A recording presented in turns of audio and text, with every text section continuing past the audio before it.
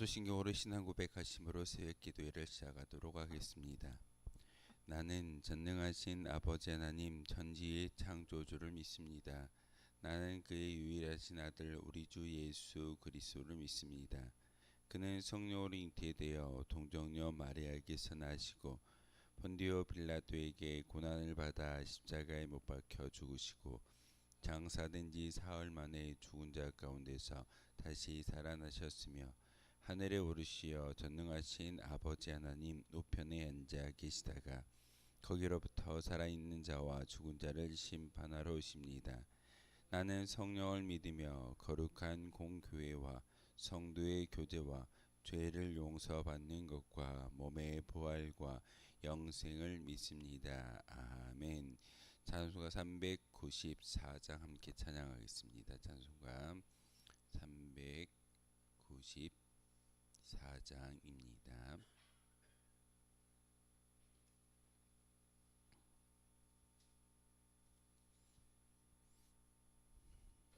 찬송가 394장입니다.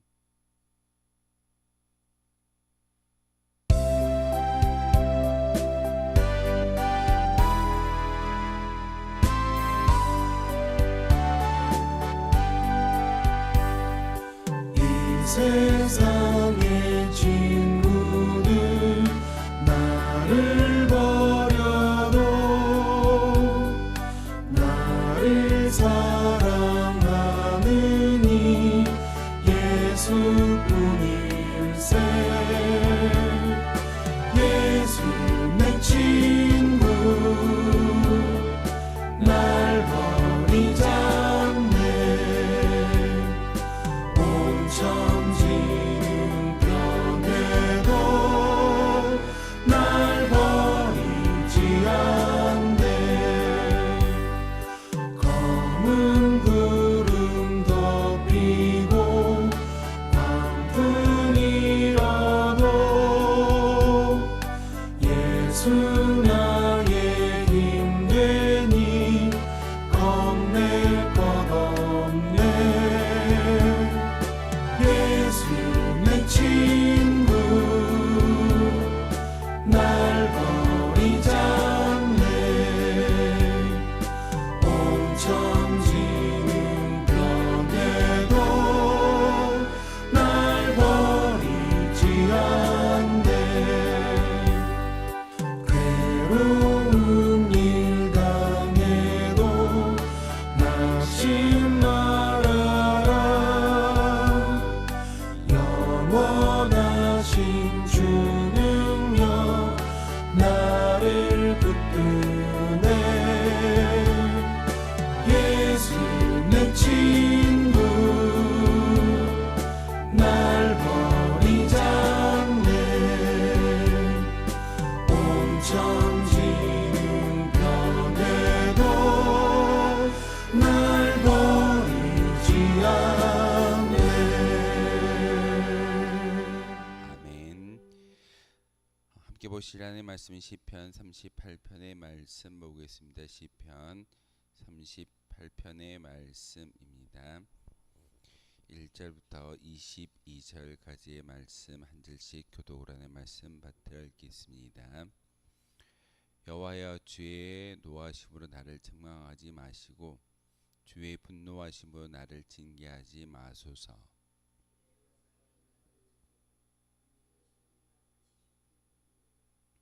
주의 진노로 말미암아 내 살에 성한 곳이 없사오며 나의 죄로 말미암아 내 뼈에 평안함이 없나이다.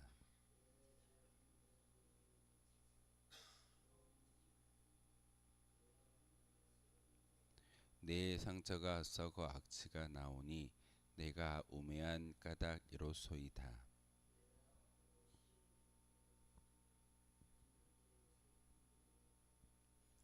내 허리에 열기가 가득하고 내 살에 성한 곳이 없나이다.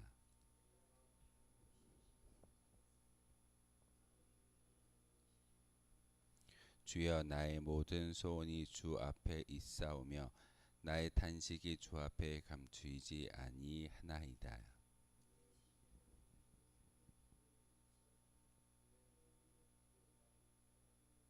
내가 사랑하는 자와 내 친구들이 내 상처를 멀리하고 내 친척들도 멀리 섰나이다.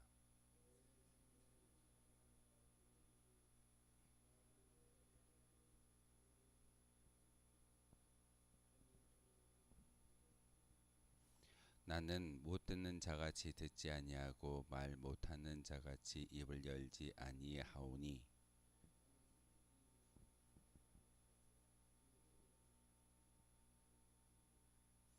여호와여 내가 주를 바라사오니 내 주 하나님이 내게 응답하시리이다.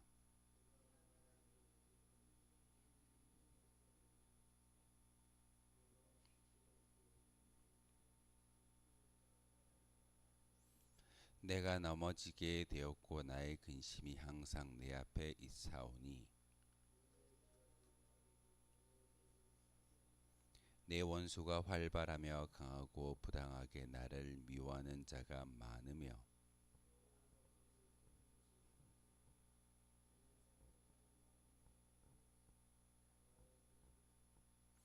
여호와여 나를 버리지 마소서 나의 하나님이여 나를 멀리하지 마소서.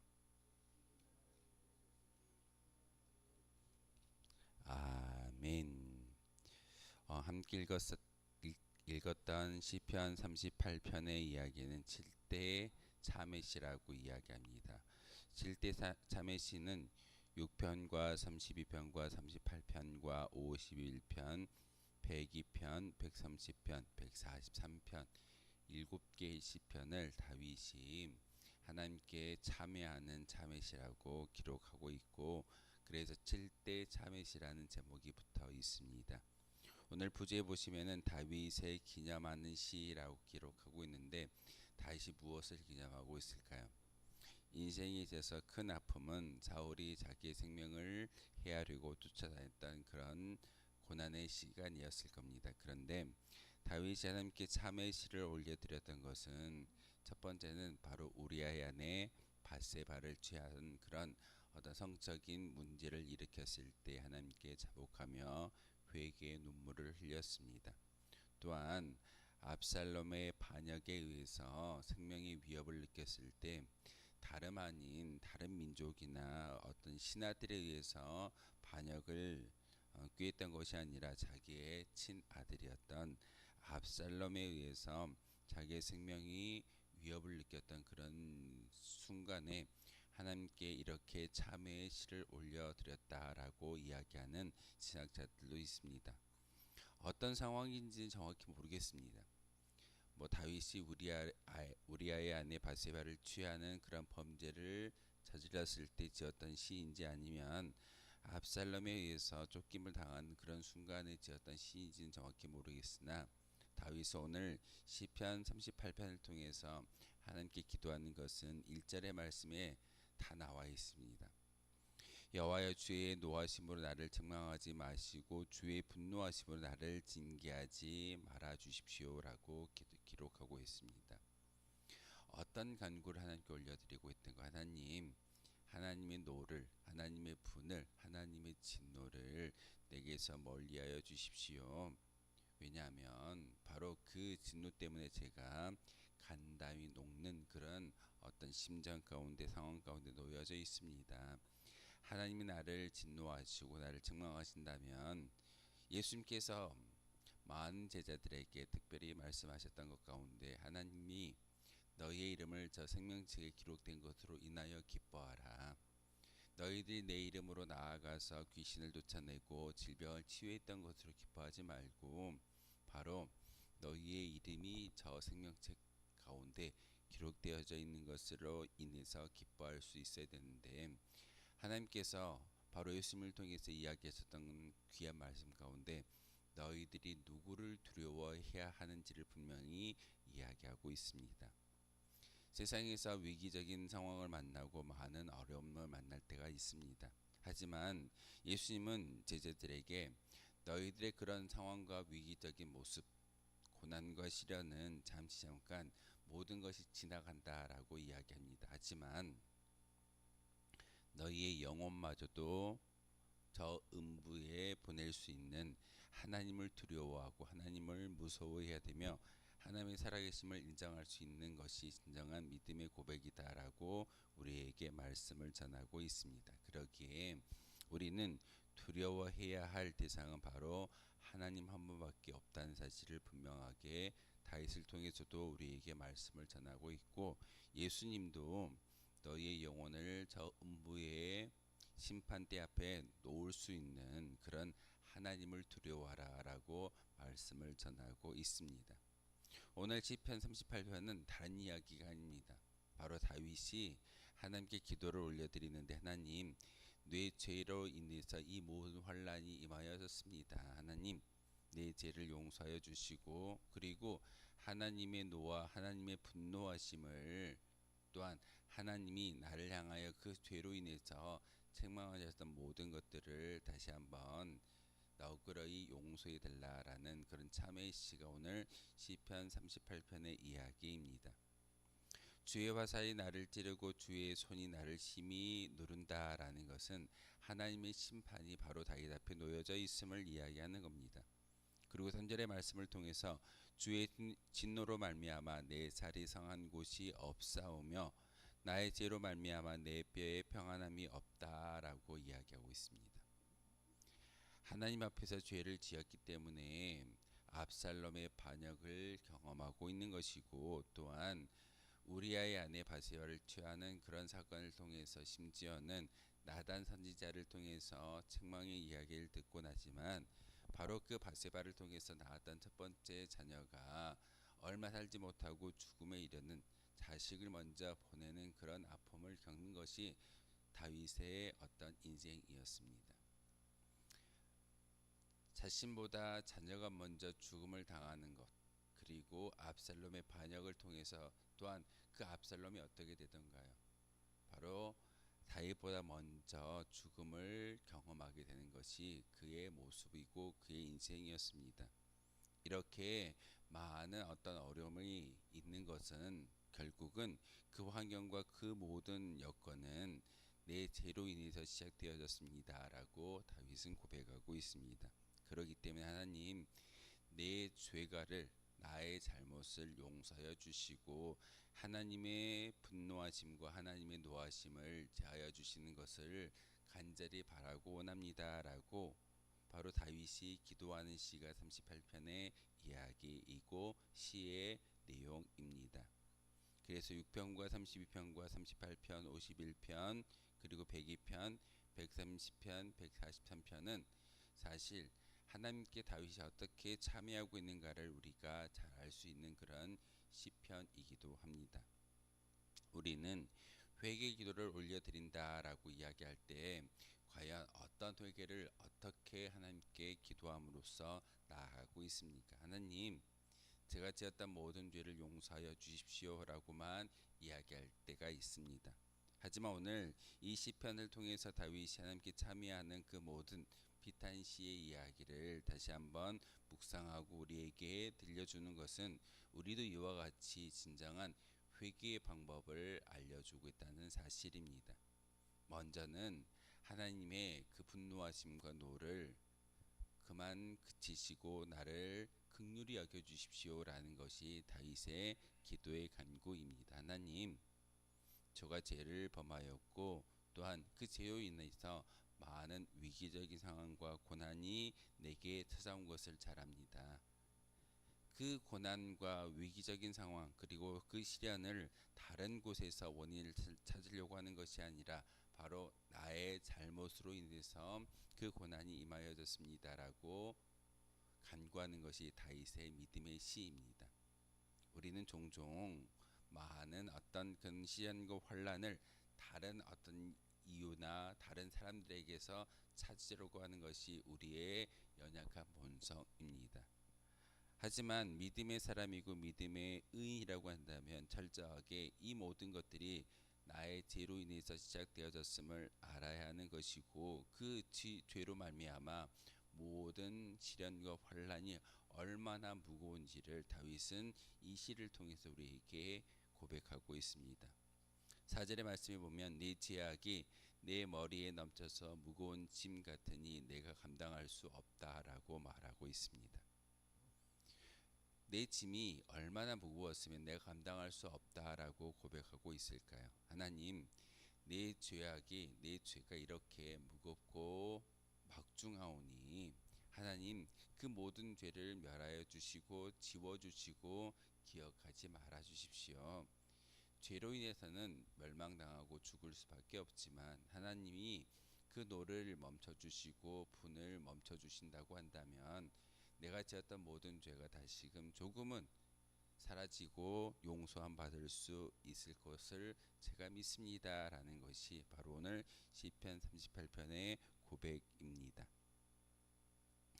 바로 7절의 말씀 보면 내 허리에 열기가 가득하고 내 살이 성한 곳이 없다라고 고백하고 있습니다. 이 7절의 말씀을 통해서 우리아의 아내 바세바를 취하는 그런 성적인 문제로 인해서 이 시를 썼다라고 이야기하는 많은 신학자들이 있습니다. 근데 중요한 것은 내 허리에 열기가 가득하다라는 것은 내게 힘이 없다라는 말씀입니다. 허리가 부실해지고 허리가 아프다라는 것은 바로 힘을 이야기하는 것이고 자기의 의지를 이야기하는 겁니다.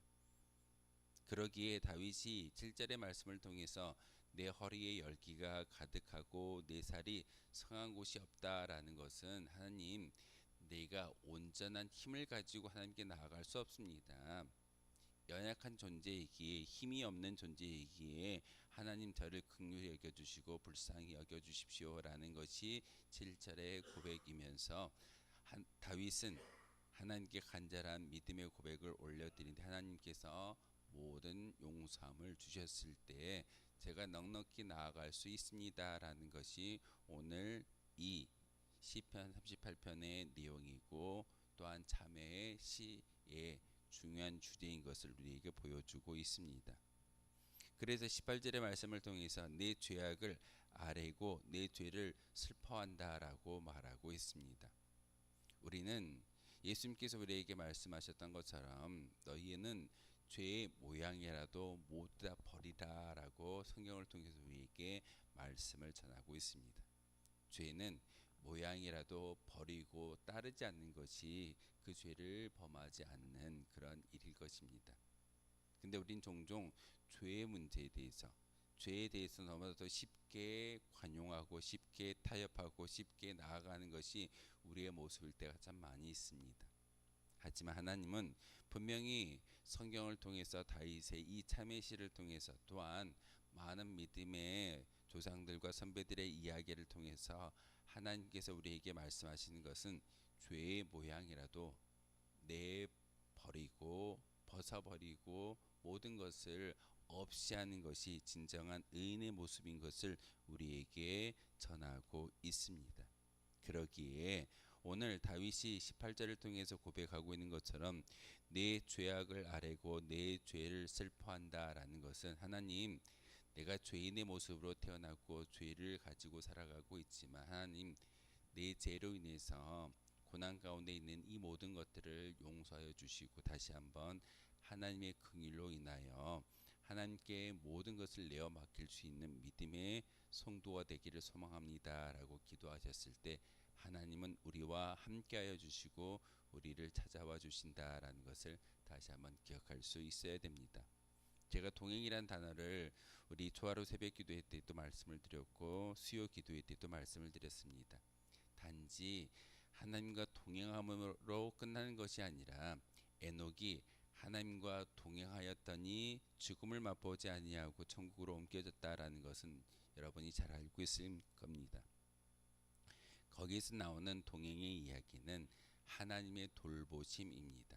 하나님이 우리의 인생 가운데 우리의 믿음 가운데 동행하여 주시고 돌보아 주셨을 때 우리는 오늘 다윗이 하나님께 올려드리고 있는 것처럼 참회의 기도가 아니라 하나님의 돌보심의 그런 능력을 경험할 수 있게 될 줄 믿습니다. 그러기에 다시 한번 하나님 나와 함께 동행하여 주시고 연약한 나를 돌보아 주시고 하나님께서 나에게 힘을 주셨을 때 내 원수가 나를 죽이려고 나를 고난 가운데 빠뜨리려고 찾아온다 할지라도 그 모든 것들을 넉넉히 이겨낼 수 있는 힘은 바로 하나님을 통해서 주어진다라고 말하고 있습니다. 그래서 21절과 22절의 말씀을 통해서 다윗은 결론의 이야기를 합니다. 여호와여 나를 버리지 마소서. 나의 하나님이여 나를 멀리하지 마소서. 하나님 저 멀리 하늘 보좌에만 계시지 마시고 나의 인생 가운데 내가 걷고 내가 생각하고 내가 영위하는 나의 삶에 찾아와 주셔서 나의 주인이 되어 주십시오라고 이야기하면서 마지막 22절의 말씀을 통해서 속히 나를 도우소서. 주 나의 구원이시여라고 다윗의 구원받을 수 있고 왕자가 영원히 지켜질 수 있는 것은 하나님이 지켜주시고 함께하여 주셨을 때만이, 하나님이 도와주실 때만이 이 모든 것들이 가능합니다라고 고백하는 것이 다윗의 고백입니다.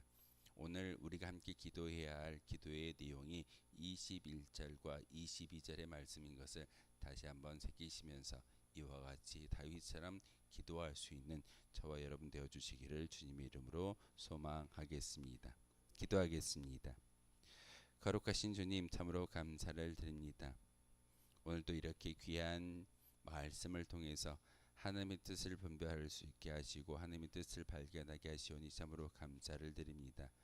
다윗이 자기가 지었던 모든 죄를 하나님께 간곡히 아뢰며 주의 노하심과 분노하심을 다시 한번 그쳐주시고 나를 용서해 달라고 참의 시를 올려드리고 있는 것처럼 우리도 회개의 기도를 통해서 하나님의 뜻을 발견하고 하나님의 뜻대로 살아갈 수 있는 거룩한 주의 백성들 되게 도와 주옵소서.